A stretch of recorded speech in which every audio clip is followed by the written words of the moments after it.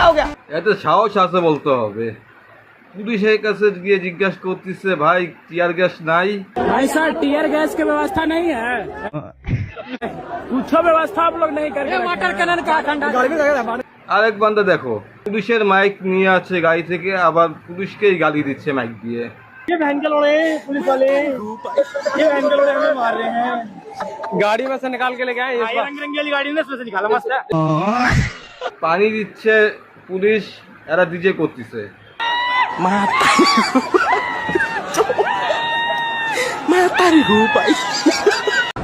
Everybody, आज मेरा ही गलती हो गया।